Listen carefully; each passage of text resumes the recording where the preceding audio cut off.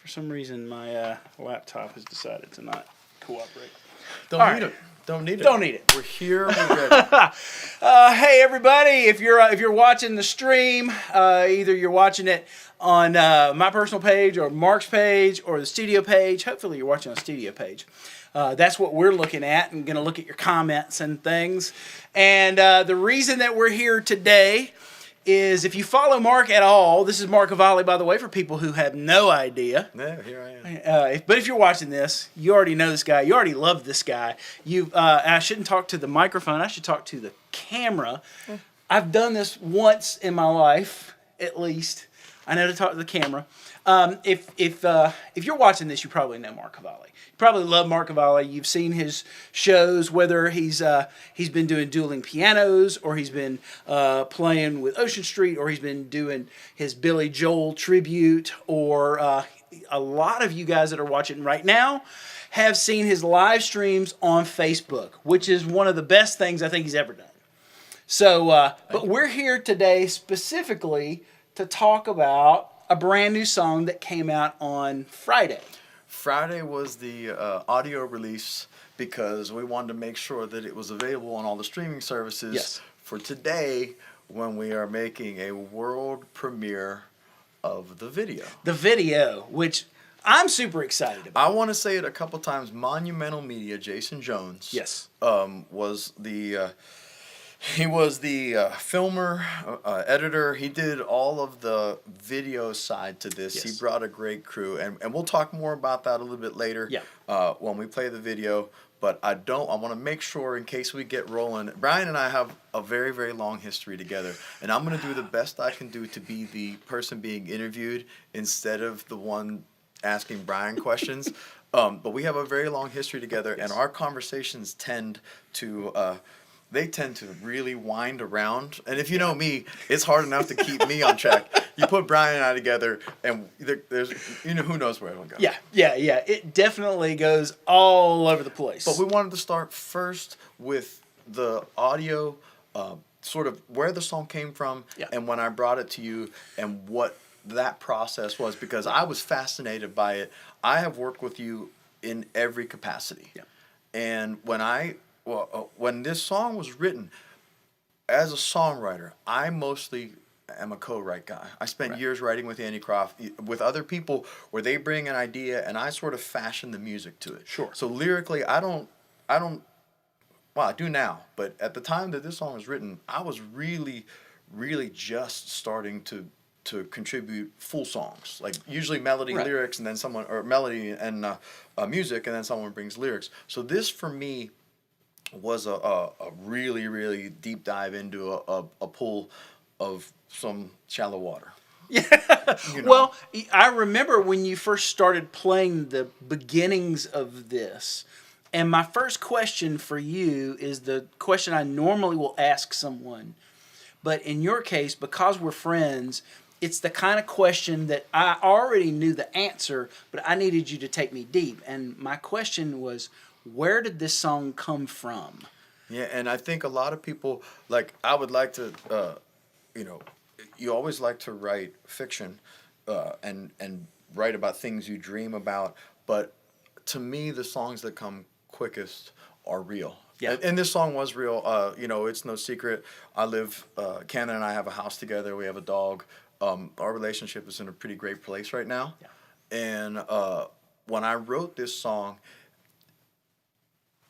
sometimes when you're crafting a song, you do a little piece of it, and then it takes forever to finish it. This one, I couldn't write down the lyrics fast enough. It came that quick. It was in this, she was living in an apartment in Vinings, and I had a piano set up in the spare bedroom. Mm-hmm.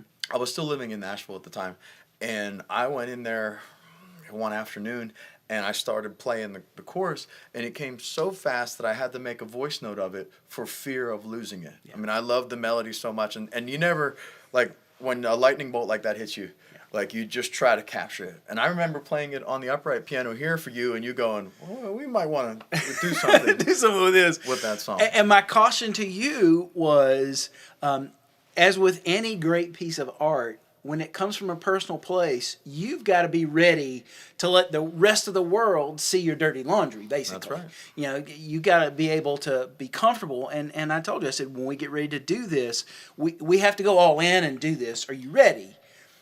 And I think it shows in the end product. Well, and that's what I thought was the coolest thing. I had played this song a million times. Mm-hmm.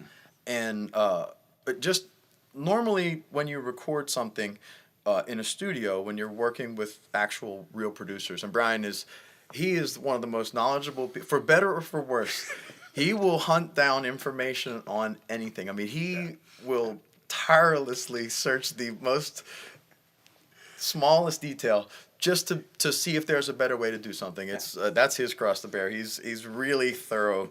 But when we talked about doing this, I've recorded with Brian a lot, and the way this process went, and I'm not kidding, and I know that we're having an interview because we really want this project to go someplace and do something with this song. Deserves a little bit of life. I know that from the people that watch the stream who are bananas about it. But when we started recording this, everybody likes to say, oh, it came so quickly. I'm not kidding. I came in and laid the template track in 20 minutes. I was passing through going to a gig. Brian then put the drums. I had I think Sam's on the bass. Sam came in and played bass, and then guitar. Jody Worrell did the acoustic guitar, and there may be a little bit of electric guitar stuff sprinkled in. Right, and so I came back a week later, played the keeper piano track and strings in another short, less than an hour section, and then I came back one last time saying, I mean, total recording time less than 2 hours of me in the studio. Right. Now, Brian put in a considerable more amount of time, but not the stuff that I was doing. And then when we sang the final, I sang it 2 times the whole way through. And that was basically it, because I had performed the song so much, and Brian is I think a great producer when it comes to capturing. Once he gets something he knows he likes, he'll let you go more and more, but more not. When Brian says it's time to move on, he's got what he knows he's going to need. And the last thing we did was on the second chorus. We had a little bit of time, and we ended up, I love to sing harmonies. I love to sing and arrange harmonies. Yep. Brian shares the same passion, and we went in there, and I think the second chorus explodes with that big harmony. It's one of my favorite things. I still listen to it and go, wow, that's a home run. Yeah, it gives you chills. It really does. It does when I listen to it. So, but the recording process, sometimes you have to labor over things. In this particular case, it came really quick to me, and then I couldn't believe how quickly the song was done. And your choice on the instrumentation, what we did with the song, we were talking about this a little bit before we went on the air. Like, I think that more would have, obviously you can always do more. Sure. But I think more would have started to become a little bit too metally. I think it is the perfect amount of support for what to me is just like looking into my soul. Exactly. Like if you know, when you hear the song, if you know me, if you know about my relationship with Camden Weather, when you hear this song, that's me. Yep. Like here I am. Yep, I'm in this in every essence. Yeah. You know, and that's sort of how. Well, and that's what makes me feel so satisfied with putting this out at the time that we're putting it out and the way we're putting it out and what we're putting out for people to listen to, because I really feel, for me as a producer, part of my job is to stay out of the way and to just listen. And from the time that you first played it on the upright piano in the other room all the way to the final mix, my whole job is to listen. I'm listening, and when I hear you play it just on the piano, I'm listening to 2 things. One, because I know you, it helps. It makes it easier. I'm trying to listen to your heart. I'm trying to listen to your soul. I'm trying to get inside you to know where this is coming from, so that I know what it wants to be. You know, the song wants to be what it wants to be. It doesn't want us to. If we're doing what we're supposed to do, which is transmute the emotion of the song, we're supposed to listen and let the song tell us what it wants. Well, the song comes directly from your emotion, your experience, where you are. And so for me to insert myself immediately, all of a sudden I'm messing the whole thing up. But so to listen and just to listen through the whole process. And when it comes to all of the choices between the sounds that we got, the parts that were played, how the thing was mixed, the song completely dictated every move. And as simple as the process was, I have spent, you certainly have spent even ridiculous amounts of time making music, but I've spent a lot of time in the studio now. Not so much earlier in my life, but the last couple of years I've really been in the studio environment a lot more, and sometimes despite everybody's best effort, you come up with an absolute swing and a miss, right? Yeah. You can do all the right things, and sometimes it just doesn't work out. And that's always a risk when you're creating something. I'm sure it's the same for people that paint or whatever art that you're making. There's always a chance that it's going to go a direction that you think it should, and it's going to lead you to epic failure. Right. And for me, with this song, I don't know that I've recorded anything that I had so much of a vested interest in. And when this one came out, that was the whole reason behind doing the video. The first time I heard, even the first mix we did of it, when you were shaping it, and I heard the finished parts all put together, I was like, okay, well, that's even more than I could have imagined. Sure. And I immediately started thinking, here's a song that is a complete timestamp of my life. Yep. And the only way to make that more complete was to corral a model. I needed a girl. Nobody really just wants to watch a guy sing. Right, of course. Even other girls would like to see a girl in the video, right? Of course. So I searched as diligently as I could for a model, and I came up with what I thought was the best looking girl in Atlanta. Maybe in the country, I don't know. My modeling search didn't go very far. Beyond your block. Right here. And we thought, I immediately thought, I knew we wanted to have some performance, right? And obviously I have to have a little bit, but and Jason was sort of instrumental in this. We thought it would be, this is just a timestamp of our life. Sure. When you see the video, you think, oh, well, there's a horse, there's a very well-trained acting dog, right? I mean, and then the two of us, walking and not that I'm acting in any way in the video. I'm not insinuating that. But we spent an afternoon at Malone Farms where Camden rides with Meredith. She rides there anyway.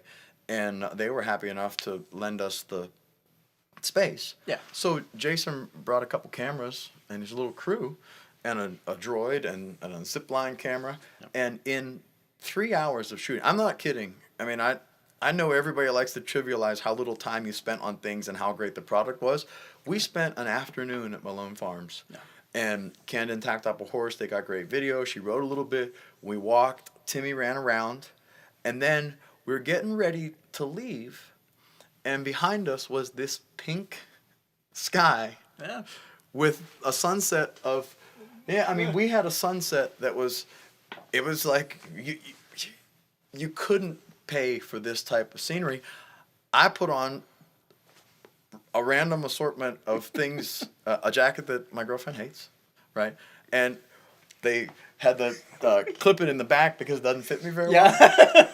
And I went into this field, and we went 2.5 times through the song, and they shot it with a couple cameras, and that was it. That was it. A week before that, Jason had been at Mad Life before the Billy Joel tribute. That's right. He set up a camera. We ran the song twice, and he filmed it, and that was it. That was the extent of all the video shooting. Now, the work came with the 4 cameras and hours of video to comb through to do the editing. Sure. But the actual time I spent recording and the time I spent shooting video was so minimal. It's even now I think back. Now, the back end stuff, that's... Yeah, well, that's what we're here for. That's what we're here for. And so we've talked about, if you haven't already heard the song, you can just go to any of your streaming services and type in Mark Kovaly, The Light, and the picture that's behind my head, if I can get out of the way of it there, that's the picture you'll find. You can stream it at Apple Music, Spotify, Amazon Music, Deezer, Tidal, every one of them. It's available everywhere. I don't know what those are. That's my job. But the thing that you haven't seen scene is the thing that we're talking about, which is the video. Yeah. Is now a good time to It's a great time because I want to talk a little bit about the video afterwards. And then we have a handful of people watching just on my Facebook. Right. We'll answer a couple questions. Okay. Just a couple questions. I don't want to make that. I was trying to keep this to 30 minutes, but we talked for 20. So you're lucky it was only 20. But I hope that you enjoy this. We've allowed some sneak peeks on the stream that we do, but as far as it's up on YouTube now. Mm-hmm. So you can go watch it anytime you want, and I'll make a post on my pages later on today.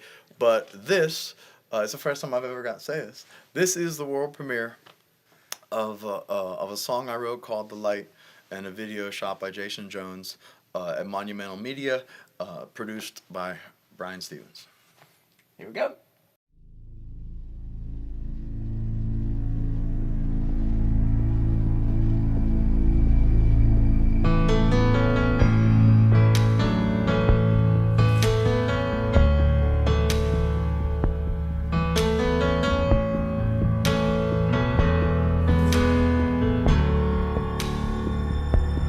I'll just be here, making it easy. I'll just be here, fighting the fight. I'll just be here, telling you softly. I'll just be here, hoping you will see the light. I'll just be here, making your coffee. I'll just be here, like everything's alright. And I'll just be here, pulling you closer. I'll just be here, hoping you will see the light.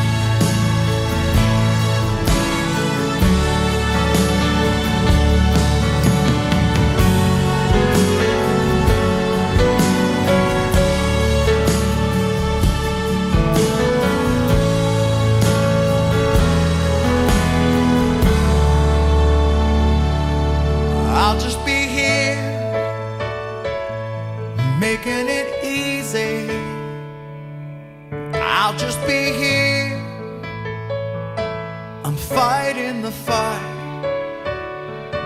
and I'll just be here, telling you softly. I'll just be here, hoping you will see the light. I don't know if I can make forever. I just know my end seems nowhere near. Chances are we won't survive the winter. I just know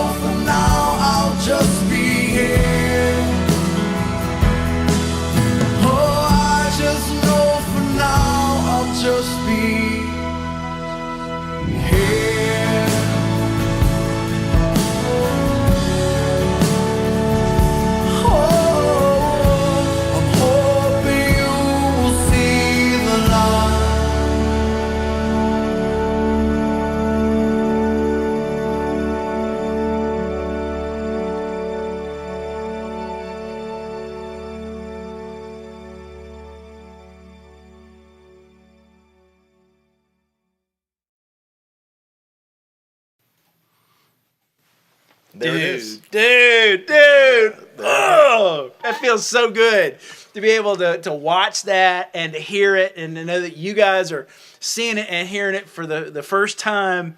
It's exciting. It really is. It is exciting. And, and when we went through, I think, 9 edits of the video. Yeah.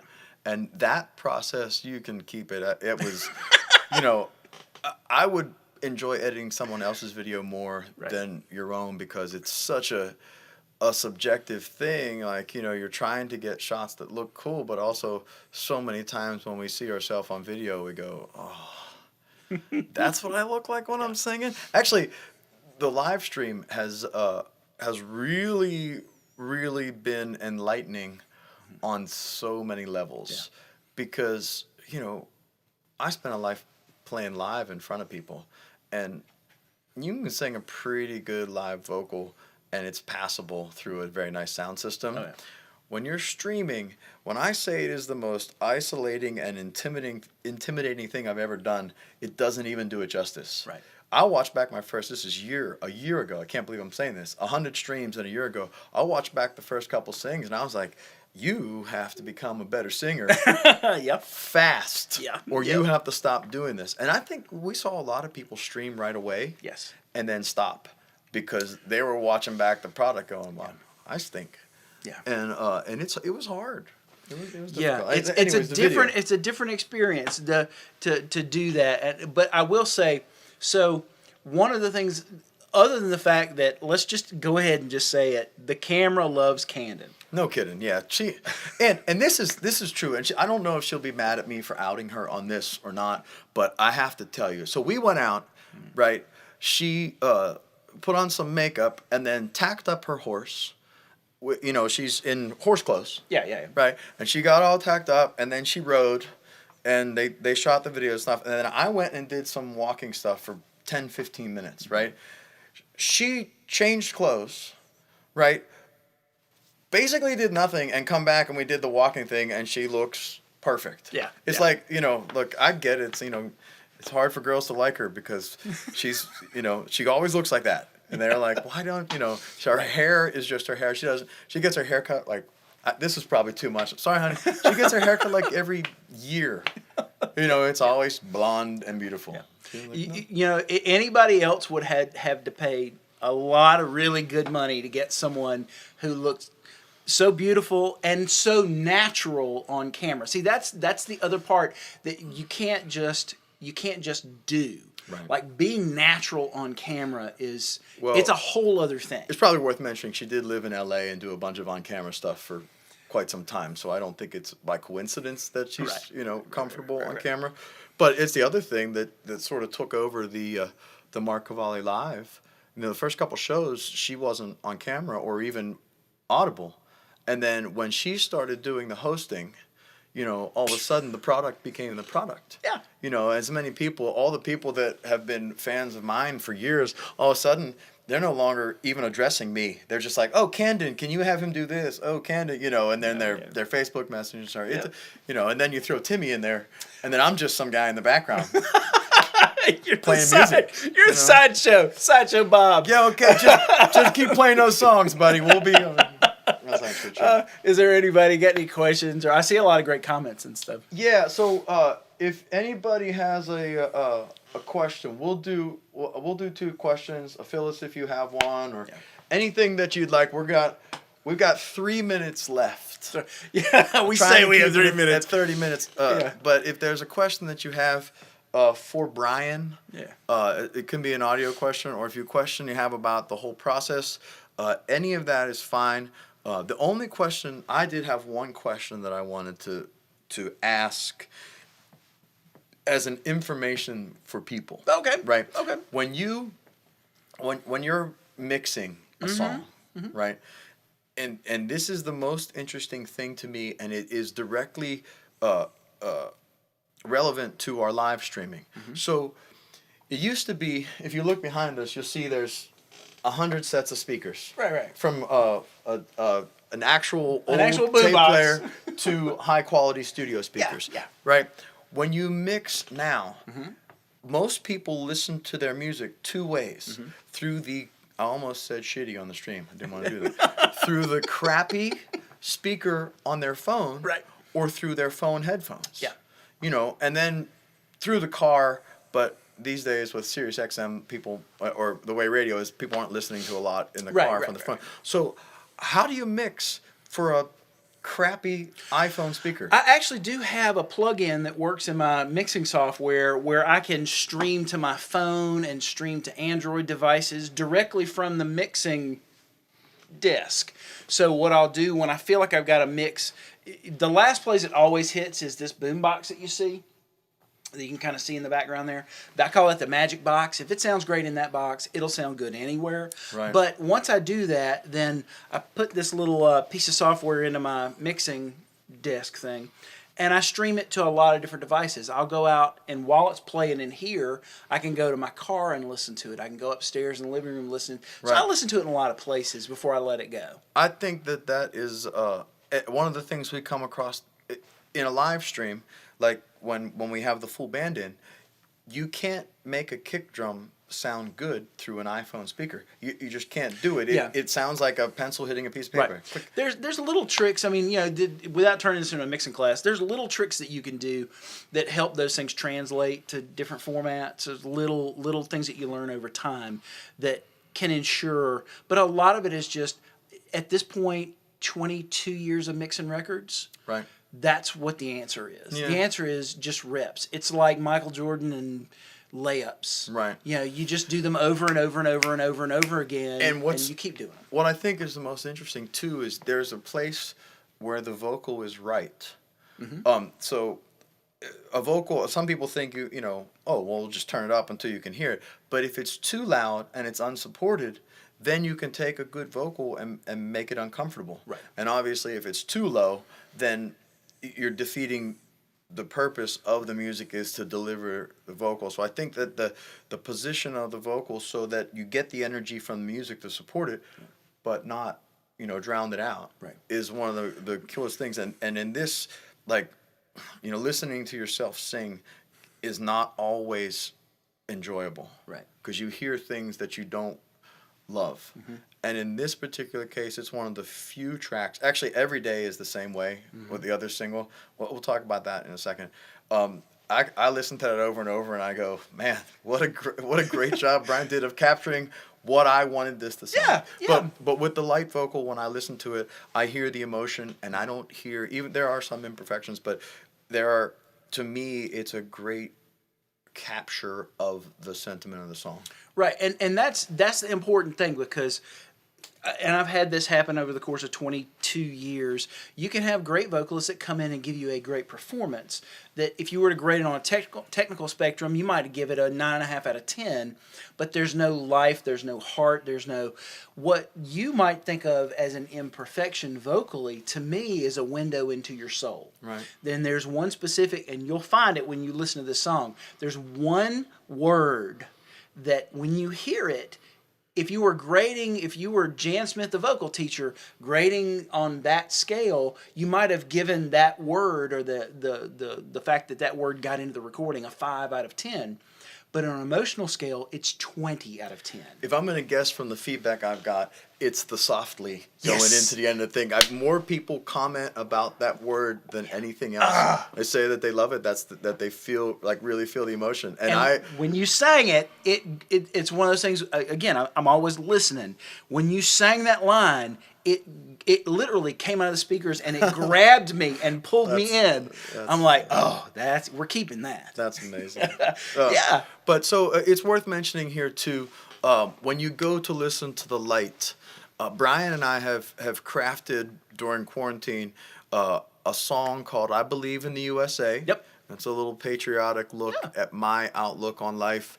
And then a song called "Every Day," which the Braves organist Matthew Kaminsky played on. That's how he says his name, right? Yes. And my friend Kevin Gatsky arranged the horns in Nashville and played on it. And I think it steals the song. It's some of the nicest horn work I ever hear. Brian plays drums on it. I actually play a little bit of electric piano on the track, and that's it. Which is really strange for me to not do all the keyboard stuff. But the day we spent with Matthew in his studio was amazing. Yeah, like, he is a spectacular musician. Yes. A heck of a nice guy too. But he played great stuff. And who's nice on touch. bass on that one? Sam's on bass on that one. Sam. Rick Hinkle is doing all the guitar And work. Rick on guitar, long time. Good Lord. Probably one of the most recorded guitar players in Atlanta. And knew exactly.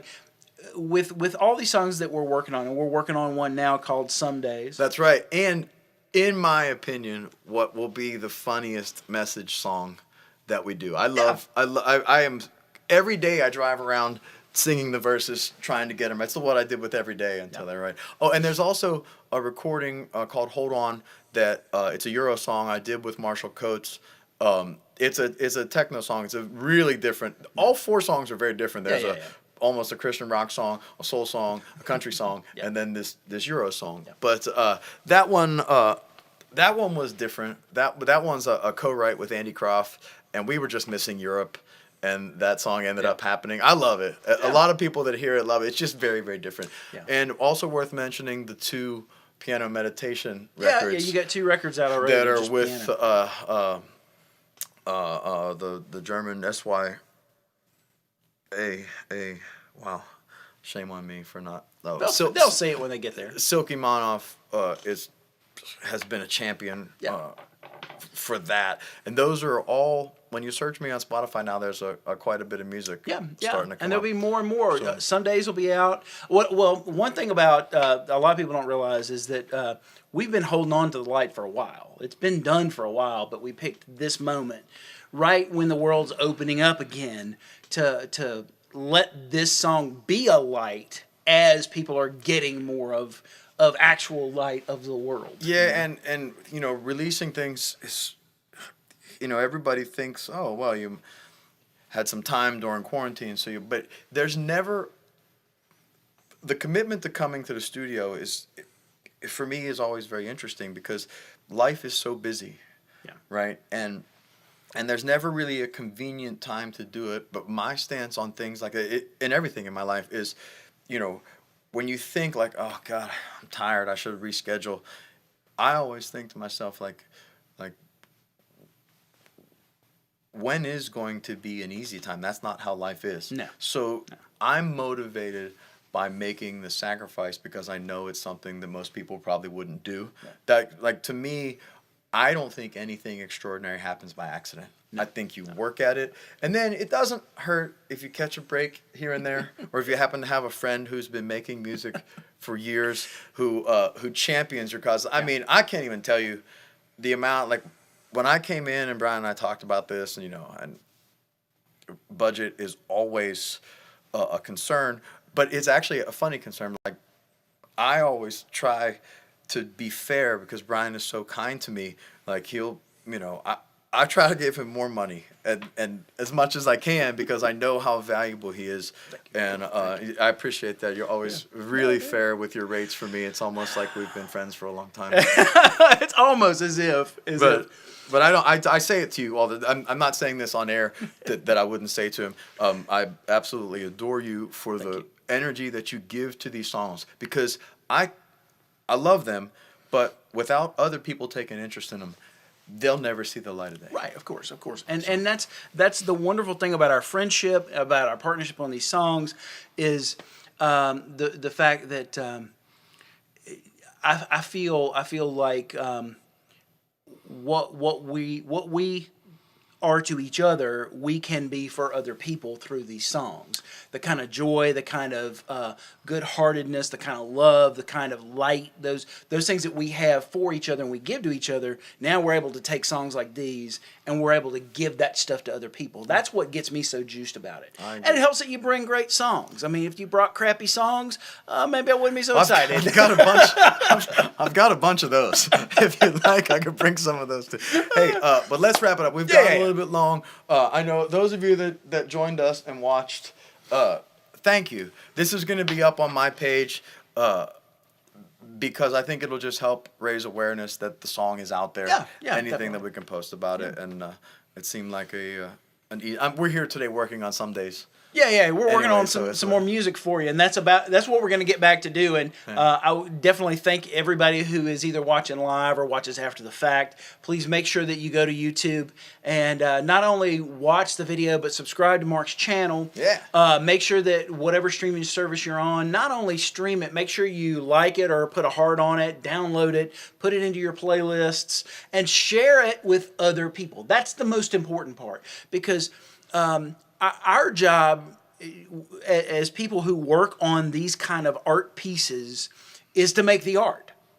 And then we try and tell you about it, but really at this point we just take our hands off of it and just let it go into the world. And what happens now is up to you guys.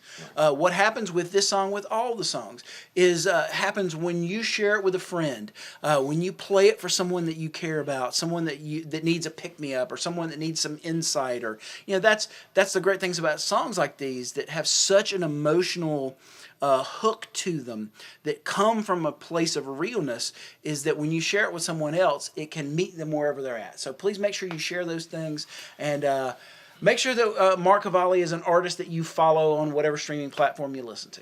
That'd be great. Thanks for hanging out here at Secret Cove Studios. Make sure you go to secretcovestudios.com. I got to put that plug in. Absolutely. Go to markkovaly.com to know when he's playing and where he's playing, and hopefully we will see you again real soon. Very good.